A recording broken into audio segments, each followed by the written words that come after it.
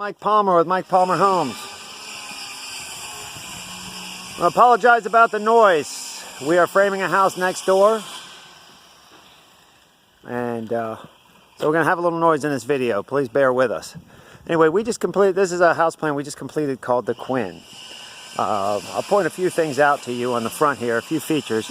Once again, I want to say we appreciate you watching our site. If you have find any value or like what you see here, please feel free to hit the like or subscribe buttons below. Anyway, see this driveway? You notice we have a curved driveway. One of the reasons for that is this tree here is put in by the development, and the homeowners association tells us we have to keep this tree. And also the customer wanted a curved driveway just for decorative reasons. One of the disadvantages to that is sometimes people, if they're not used to the driveway, can run off of it, which just happened this morning. We have the landscapers coming back to fix that, but it can cause muddy tire tracks and muddy tire track right in the brand new yard. Anyway, this is we kind of went with a craftsman style on this house. We did a decorative dormer up above. We have tapered columns with stone pedestals underneath them. We have that separator board between the shake and the lap siding, and we did a stone facade on the front of the garage here for an accent. One of the things we like to do is, you see these little returns under here, those little mini roofs at the end of the gable. We put those in there. We just think they're more decorative, and they just make it look a lot more substantial and give the front of the house more pop. Our shutters are a board and batten handmade shutter. We don't, I prefer those over the plastic vinyl ones. They cost a little more, but I think they just give it a much more substantial look. Now, a couple things to notice on the front of this house. This lot goes downhill. It looks fairly flat in the front, but if you notice over here, it's a lot higher, and down here it's lower. So to kind of counteract things and give you a comfortable entrance, we put in a bunch of fill here under the garage. A couple of things. We didn't want the steps to get too high. Number one, it's cumbersome to go in and out of the house, and number two, this is a courtyard entry, meaning you turn that way to go into your garage. If you have too many steps sticking out, the steps can be in your way when you make that turn. So that was one of the things we had to do there to deal with issues with a lot. Now up here, you notice this part of the lot is higher. The water will flow down this way, and it's really too high for us to be able to send the water around that side of the house. So water has to come this way across the driveway. Well, when you send water in front of a driveway, the driveway can act like a dam, and you can get standing water in your front yard. So to combat that, we put a drain box right there, which is like a drain in the middle of, right on the edge of the grass and the flower beds. So water goes under there. We have a pipe underneath the driveway to send the water away, so we don't have any drainage issues. Because we don't want that phone call that they have standing water in the front yard. Anyway, front porch, we did stone steps. We have stone column pedestals, stone on the column pedestals is what we call these pieces. We have a random flagstone pattern on the step tread there. Right now we got painters in here doing the last final touch-ups. Well, let's go inside and take a look. We did a mahogany front door. And this front door has a transom on it. We like the transom; lets in more natural light and gives it, gives a little more of a substantial look to the front door. This little window here is called a transom window. I mean, it's up high and you can't see in. That's actually inside the shower. We'll show you that in the master to let some natural light into the master bedroom. Glass, this is a beveled glass. You can also get it comes in what's called Flemish glass, which is obscured where you can't see in. In our foyer, we call this panel here, we call it a judge's panel or wainscoting. We got several types. We got chair rail and shadow box, which is a little smaller. This one costs a little bit more, not too much, but it also gives it, it's a little higher, and with this full nose gives a little more substantial effect. We can also do it with a square detail here to make it more of the craftsman look. The doors throughout the house, we call it, the style is called Cheyenne, but they're arched with this beadboard look in there, which goes a lot with the craftsman look.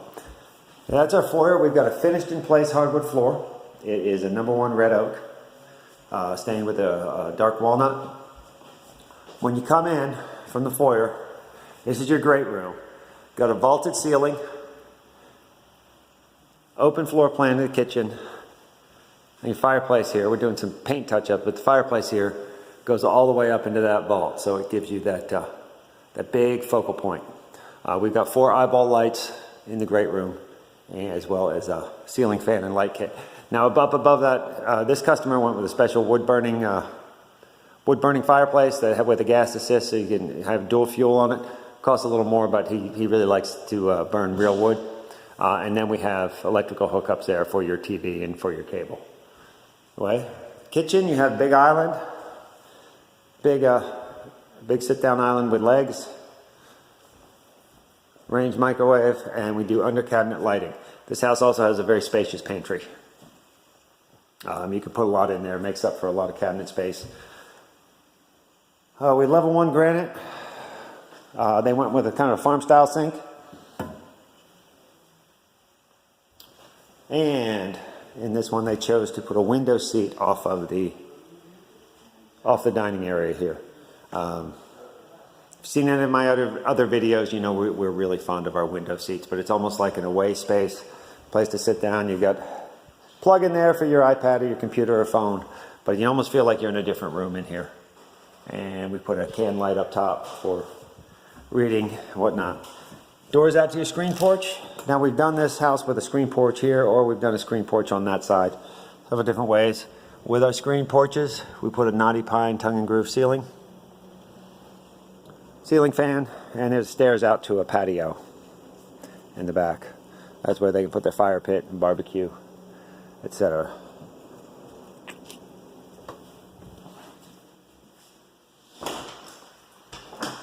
Hey, off of the kitchen, great room area. That's just a closet. The bedrooms here on the left and right. Here's one bedroom. We wire all our bedrooms for a ceiling fan. Closet, so it's got a walk-in closet. Again, your Cheyenne door style. And same with the other bedroom over here. So you got left and right bedrooms when you come in from the laundry. Here's your hall bath. Again, we just about always put granite in our hall baths as well. This faucet style is called Delta Linden, which is pretty much how we price our standard line. You have different options. The customer bought their own mirror to match. I think they did a great job with these light fixtures and mirrors that they picked out. It's a really cool looking bathroom. And we've got 12 by 24 tiles there and in the laundry room. Most of the time we're putting hardwood in the laundry room, but they chose to go with tile. The washer dryer hookups, and they went with a cabinet in here as well. Let's see. Now we'll go check out the master suite, which is on the other side of the house. We got a small house, big feel, great big master suite. We've got a raised ceiling with crown mold, tray ceiling, and they opted to go with a window seat in the master as well, which is what I have at my house. I love window seats in the master, although this one they originally didn't have it. It was an afterthought. So we had to cantilever that out, added after we had started framing. The only problem is when the window seats, your windows are a little bit shorter, which don't meet the egress requirements, so we had to add windows here where they weren't before. We put windows on either side of the bed. There's still room for a king-size bed, but that way you have a larger windows for egress, and it also gives you a lot more natural light, so it ends up being a good addition. One of the features that my wife says we're having on our next house is going to be the his and hers closets. When you go towards the master bedroom, we've got closets on the left and right, his and hers, and you come into the master suite. The master bedroom. Got a nice freestanding tub as your focal point. Showers on the left. We like to put a granite cap on top of our showers. A semi-frameless door, and they went with a mosaic floor, his and hers niches, and a mosaic accent stripe. And there's your transom window that I spoke to you about. That's nice having some natural light in the shower. We've also got his and hers vanities on the left and right. I think, once again, I love the mirrors they picked out. I think they go really well. And of course the commode has its own room. And all our commodes, comfort height and elongated bowl.